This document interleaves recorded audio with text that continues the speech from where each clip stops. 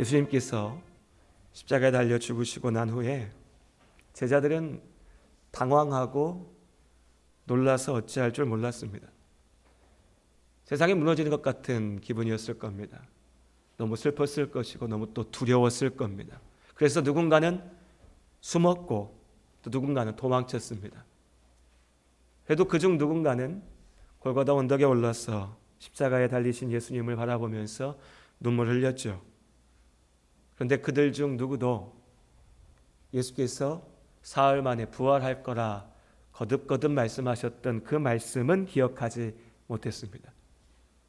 믿지 않았으니, 말씀을 들었어도 믿지 않았으니 머리에 남지 않았고, 크고 놀랍고 두렵고 떨리는 일이 닥쳐오자 믿음으로 붙잡지 않았던 내 머리에 스쳐 지나갔던 그 말은 내 안에 남아있지 않았습니다. 그러니 모두가 슬퍼했고 두려워했지만 기대와 소망으로 예수의 부활을 바라보는 이는 없었습니다. 하지만 홀로 십자가의 길을 걸어가셨던 것처럼 누구도 믿음으로 기다리지 못했으나 예수님께서는 부활하셨습니다. 여인들이 장례의 예식을 치르기 위하여 예수께서 묻히셨던 그 무덤에 가 비어있는 무덤을 보았고 천사들을 통하여서 부활의 소식을 들었습니다.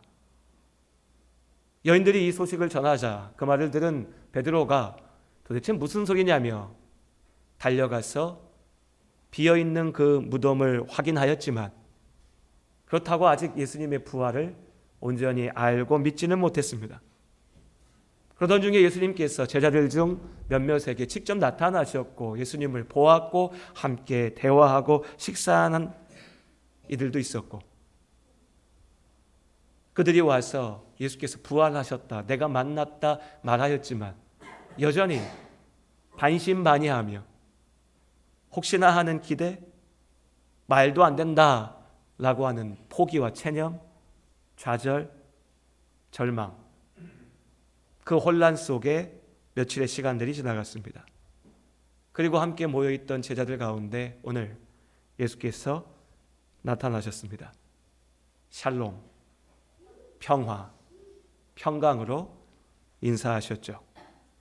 부활하신 그 예수님을 보았을 때 제자들의 마음에는 주님 할렐루야 기뻐하거나 감격하기보다는 놀람과 두려움이 더 컸습니다.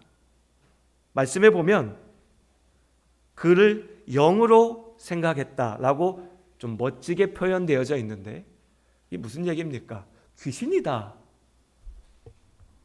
분명히 죽었는데, 분명히 예수께서 죽으셨는데 그 예수가 내 앞에 보이니 이것은 환상이든지 착각이든지 혹은 유령, 귀신이다 라고 말할 정도로 제자들부터가 놀랐고 또 무서워했습니다.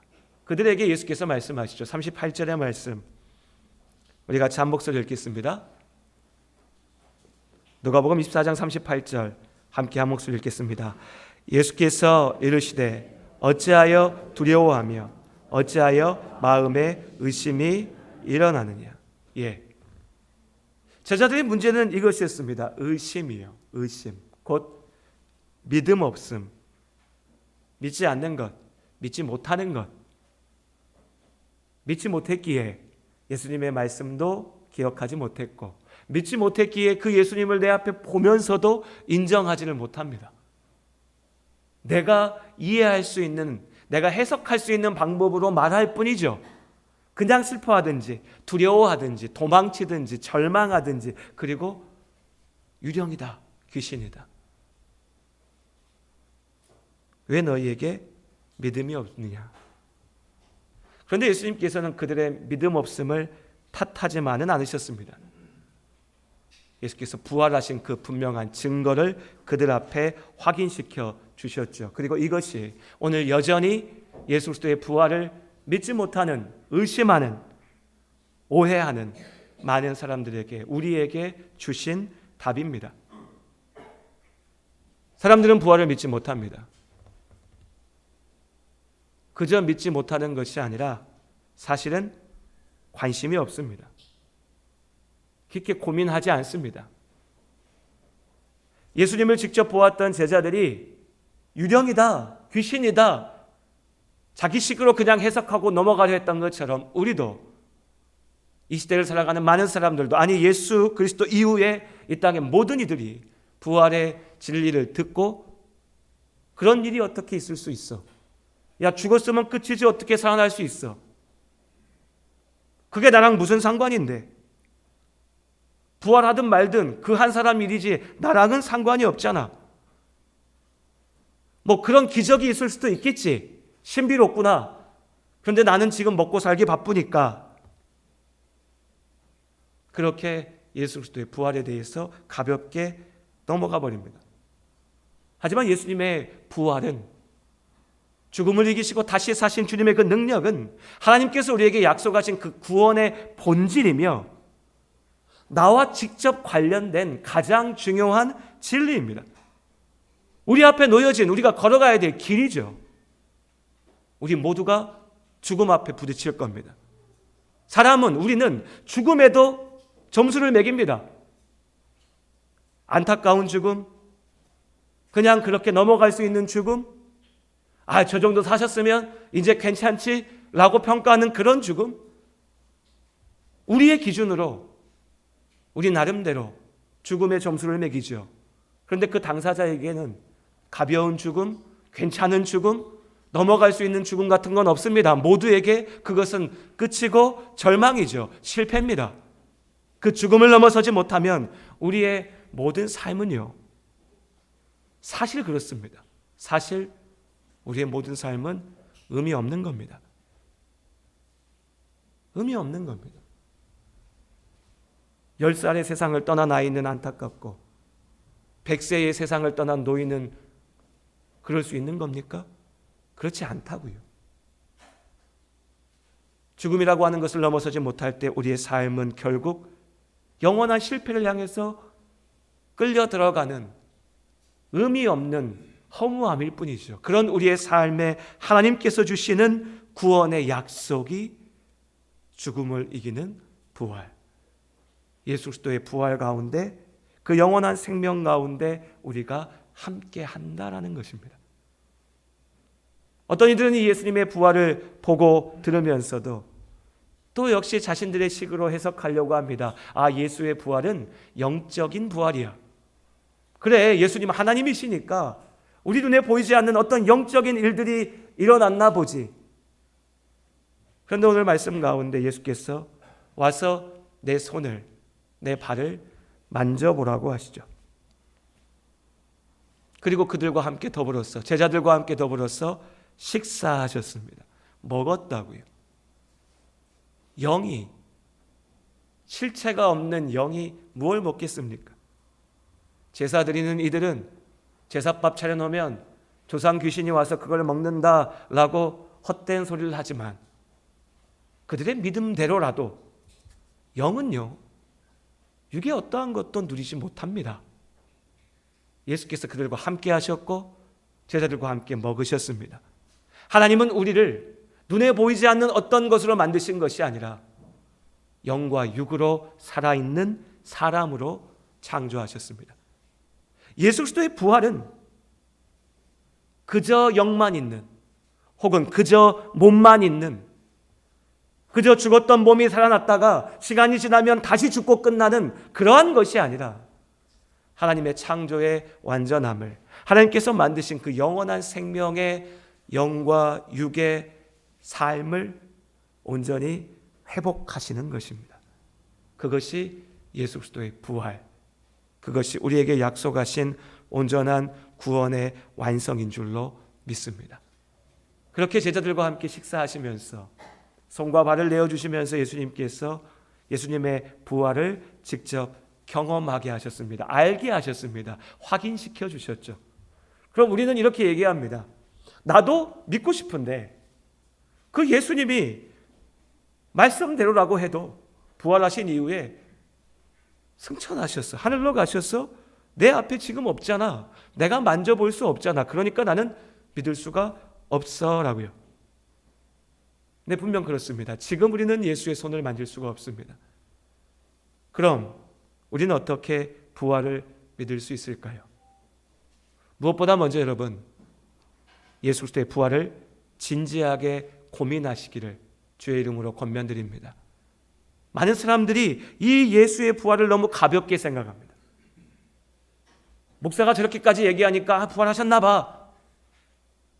아이, 사람이 어떻게 죽었다 살아나? 나는 믿지 않아. 그냥 퉁치고 넘어가는 거죠. 그런데 이게 그렇게 가벼운 문제라는 겁니다. 나의 인생이 걸린 문제입니다. 100년 사는 인생이 문제가 아니라 그걸 넘어서 영원 가운데 나의 생명을 결정지을 중차대한 문제입니다. 시험 성적과 비교할 수 없습니다.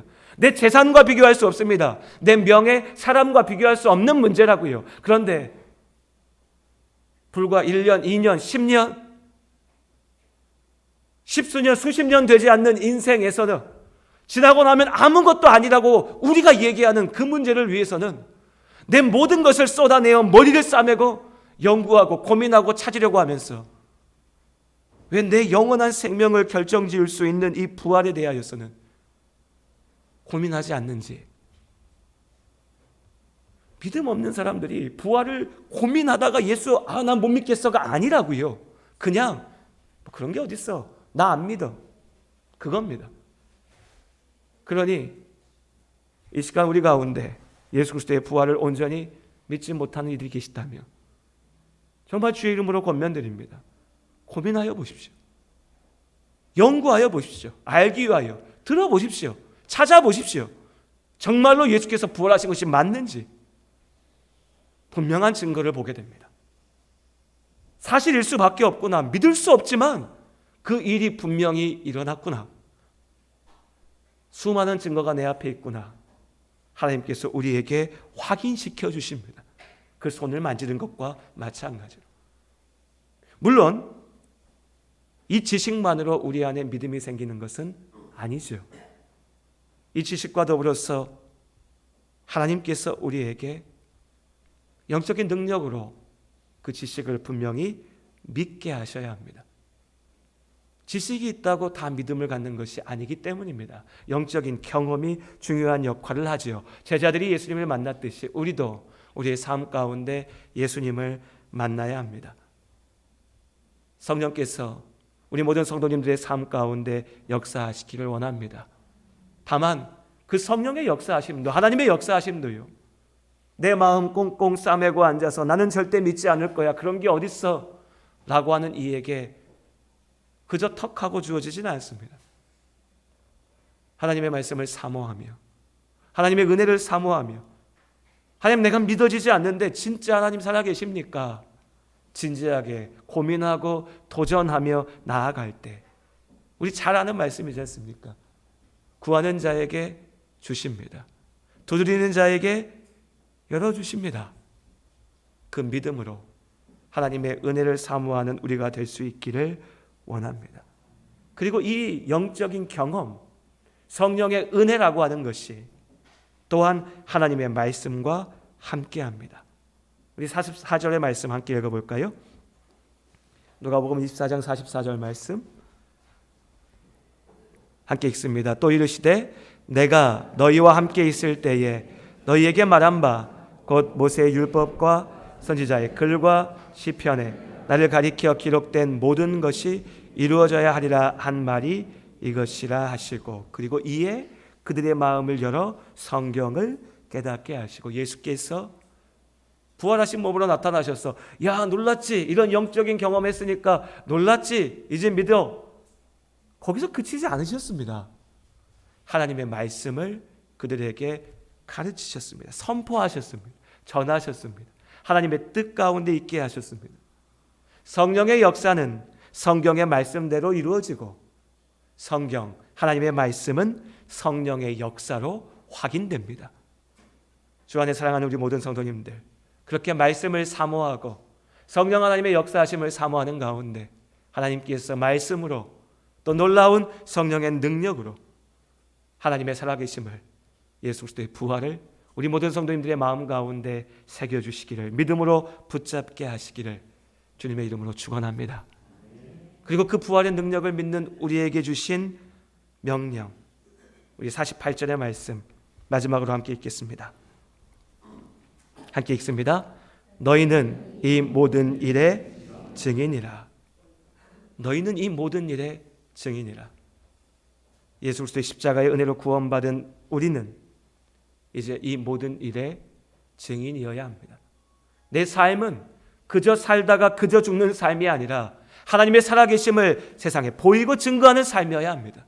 나의 입은 욕지거리를 내뱉고 온갖 더러운 말들을 쏟아내고 거짓과 죄악의 통로가 되고 나의 욕망을 이루기 위해서 주어진 입이 아니라 예수 그리스도의 복음을, 하나님의 살아계심을, 부활의 능력을 전하기 위해서 나에게 주신 것입니다. 왜 나로 살게 하시는지, 왜 나로 오늘 숨쉬게 하시고 말하게 하시고 움직이게 하시고 이만한 능력을 주시고 이렇게 살게 하시는지, 그 목적이 여기에 있습니다. 너희는 이 모든 일의 증인이라. 부활의 능력과 생명을 축복으로 받으신 우리 모든 성도님들, 그 놀라운 구원의 은혜의 증인이 되시기를 주님의 이름으로 축복합니다. 그렇게 부활의 능력을 마음에 품고 함께 나아가는 우리의 삶, 맡기신 소명을 이루는 삶이 될 수 있기를 원합니다. 기도하겠습니다. 하나님,